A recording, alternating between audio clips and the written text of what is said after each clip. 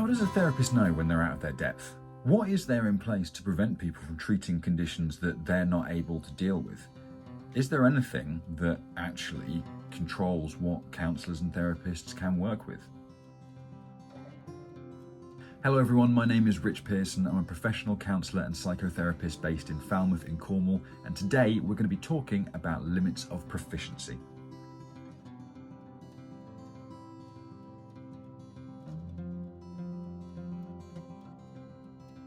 So, as I explained in the very first video that I did here, there's a big difference between a counsellor and a psychiatrist. Psychiatrists work with medical conditions. They prescribe actual medication and drugs in order to help treat psychological conditions that people may have.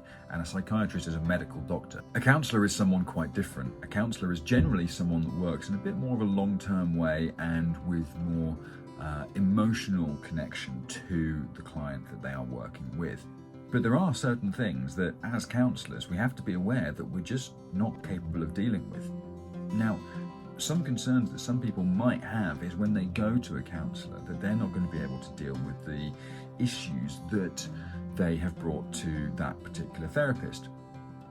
Thankfully, in any reasonable model of training that a therapist goes through, they learn about limits of proficiency, which are basically guidelines that say what you can and can't work with, which have to then be tied in with the therapist's own learned experience and general common sense in terms of, is this something that I'm really actually able to help this person with and make an effective difference or change? And if I try and help this person and fail, am I going to do more damage than good? So there are various bodies like the BACP and the CPCAB which work often in tandem and have things like service levels and ethical frameworks that help guide practitioners like myself and many other counsellors and therapists out there to provide and understand what we can work with. So what are the things that generally a counsellor like myself is not proficiently trained to work with? So I'm a level 4 counsellor, which means I have completed the most thorough but basic training essentially for being a counsellor. There are many more levels above what I could train and do, and in fact it's worth noting here that in various different training centres and groups, and especially countries, the number of the levels changes. A level 5 might be equivalent to a level 4, but either way, I'm a registered member of the BACP, which you can only get to through doing a certain level of training, which I have achieved.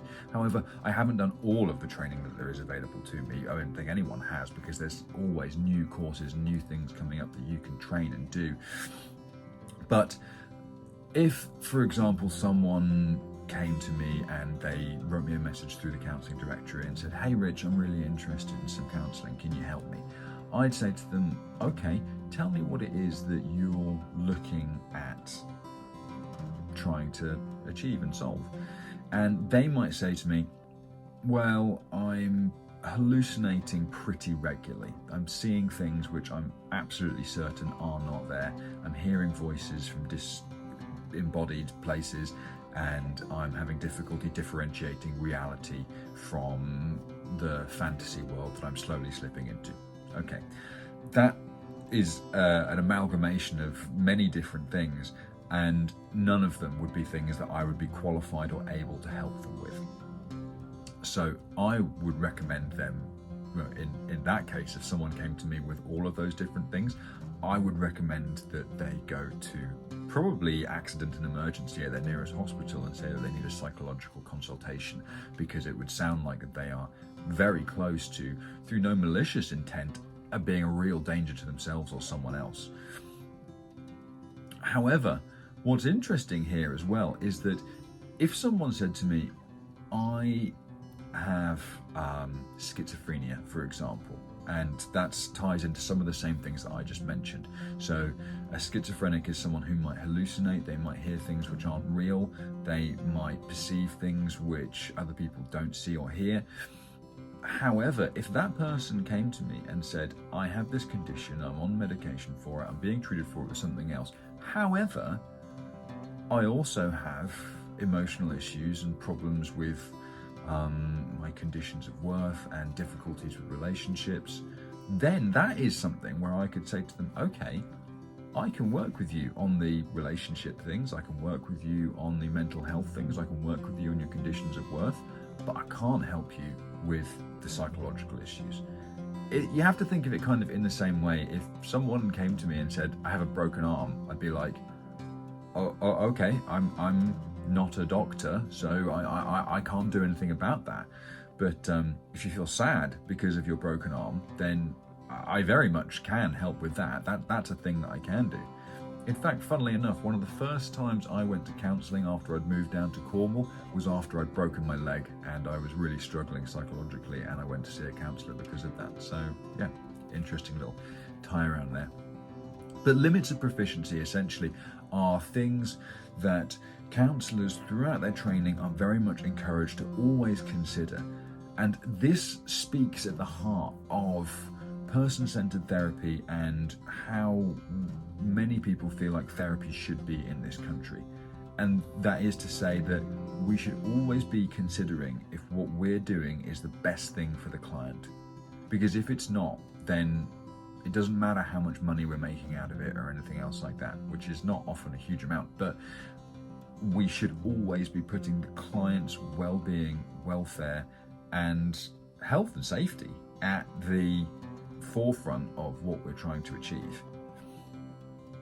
If we have someone who is experiencing real psychological difficulties and we don't try and say to them, maybe a different practitioner with greater experience in this field would be someone who'd be more capable of helping you. If we don't do that, then we are essentially going against the ethical framework of the BACP. We're going against the recognised service levels of CPCAB. The important reason that I'm making this video in the first place is to encourage people to try and access therapy and counsellors with the knowledge that if we don't feel like we're doing the right thing for you, I hope that any therapist that you go and see would recognise their own limits of proficiency, would recognise their own inability to help with the things that you might be bringing to them, and help signpost you towards someone who can. That is as much, in my mind, a role of a counsellor as it is giving direct help.